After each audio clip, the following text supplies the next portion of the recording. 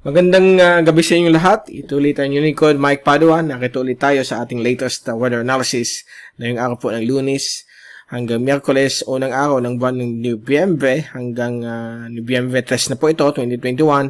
At ito po ang Tagalog version. At ito po ay pinaglilingkod sa inyo ng Typhoon 2000. Umpisa natin ang update. Ito ang ating latest CraftSat. Simula na yung araw na ito ng Lunes hanggang bukas, Martes. Nanatili pa rin ang hanging amihan sa malaking bahagi po ng Luzon, lalo po yung silangan bahagi po. At may mga kasama po yan kasi mga showers, okay, mga drizzles at medyo malakas ang hangin, umabot ng 50 km bawat oras ang mga kanasan po sa silangan bahagi po ng Luzon.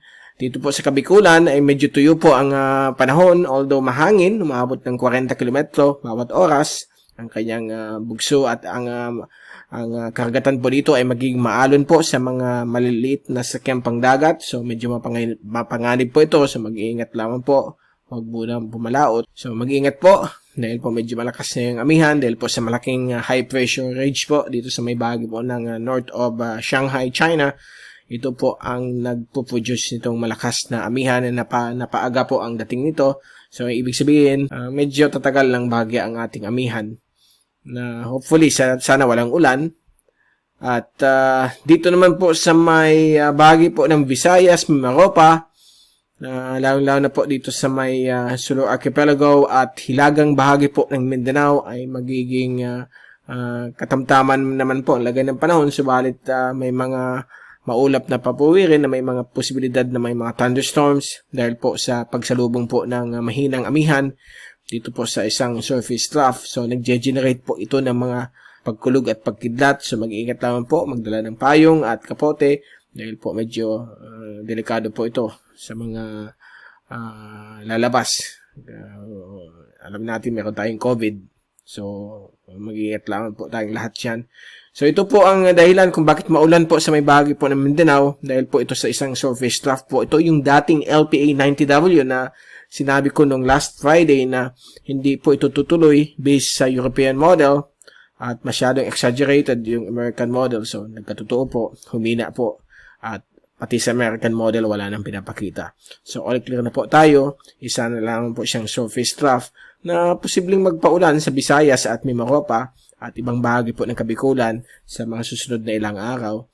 So, yan po ang ating kalagayan ng panahon. Wala po tayong namamataan na posibleng may mag-form na bagyo o low pressure area hanggang November 10. All clear po ang computer models. So, huwag kayong maniwala sa mga fake news dyan. Malabas, may bagyo, wala po. All clear po tayo. So, every MWF, nag-i-issue po tayong video analysis at yung ating daily graphical satellite analysis para malaman ninyo kung meron na mumuo dito po sa may Micronesia. At so far, wala po. All clear. May surface trough po dito pero hindi po yan mag-intensify. So, mananatili po ang hanging amihan sa sunod na 3 araw bago mag-shift po mula sa silangan ang hangin dito sa may Visayas at Mindanao. But dito, still purely northeasterly o mahinang amihan hanggang sa amihan ang kanyang hangin.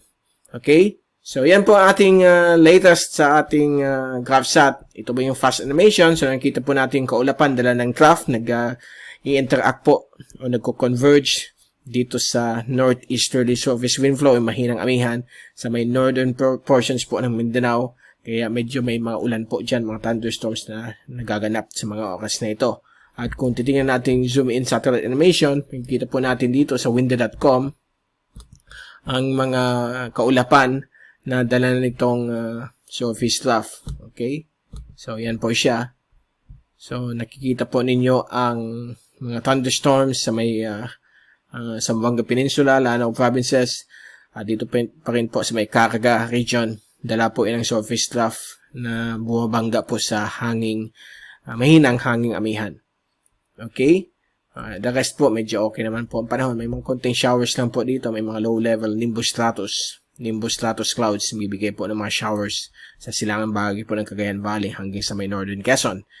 So, yan po ang ating latest sa ating zoom in satellite animation. Napuntahan natin yung windy.com 24-hour rainfall forecast o rainfall accumulation mula sa European model. So ito po issued kaninang 8 AM hanggang 8 AM bukas, Martes, ay magkakaroon pa rin mga showers dito sa may silangan bahagi po ng Visayas. Magiging mas malakas po dito sa may bahagi po ng Caraga dahil po sa surface trough at yung northeasterly o mahinang amihan. Samantala dito po sa may silangan bahagi po ng Luzon, from Cagayan Valley hanggang dito sa may Northern Quezon, like Mauban, Infanta, Real, hanggang dito sa may Alabat. Kasama po ang Pulilio Island ay magkakaroon po dyan ng mga showers, maulap na pabuwirin at malakas na hangin na hindi lalampas ng 50 kph dahil po sa hanging amihan. Ang Kabikulan ay manatili pong tuyo, but may mga showers po sa may coastal areas po like Caramoan Peninsula, Partido District po yan, sa may coastal areas po facing the Pacific, itong area po ng Camarines Norte, sa may bahagi po ng Eastern Albay at Sorsogon, Catanduanes, may mga possible padaan-daan lang po ng mga drizzles at showers dudulot po ng amihan. Ganun din po sa ibang bahagi po ng Mimaropa at Kabisayaan hanggang Sulu Archipelago. For the next 3 days hanggang Miyerkules, may mga inasan po tayong mga showers and thunderstorms dito sa may area po ng Sulu Archipelago, Mimaropa, northern sections po ng Central at Western Visayas, sa may Northern Panay po yan, at Northern Negros. Ganoon din po sa may coastal areas po ng Eastern at Northern Samar, and Eastern sections din po ng Leyte, hanggang dito sa may Caraga. May mga possible po yung mga ulan at thunderstorms dulot po ng northeasterly surface wind flow, mahinang amihan, at yung surface trough. So, possible po for the next 3 days, yung surface trough po dito, ay gagalaw po yung papunta dito. So, magkakaroon po ng mga ulan. Kaya nakita po natin dito sa ating graphics mula sa windy.com ay may mga showers at thunderstorms magaganap.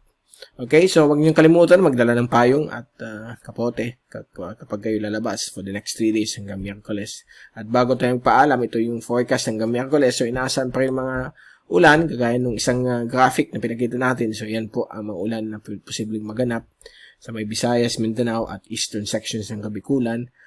Hanggang Miyerkules po ng hapon, may mga inaasahan po tayong mga ulan. Pagdating ng Miyerkules, kumakalat na po sa Mindoro, Palawan, dahil po sa surface trough. At yan po yung mga thunderstorms. Symbol po yung mga kidlat, thunderstorms po yan. Dito sa Bicol, yung mga coastal areas lamang po ang inaasahan. So, yan po ang ating latest sa panahon hanggang Miyerkules. Wala po tayong dapat ikabahala. Walang mga LPAs at bagyo. At babalik ulit tayo sa Miyerkules para ibigay sa inyo ang pinaka-latest sa ating panahon. At mula sa Typhoon 2000, ito si Mike Pado ang papaalam. Mag-ingat po tayong lahat. Be #weatherwiser. At maraming salamat po sa pagpanood nyo sa aking channel.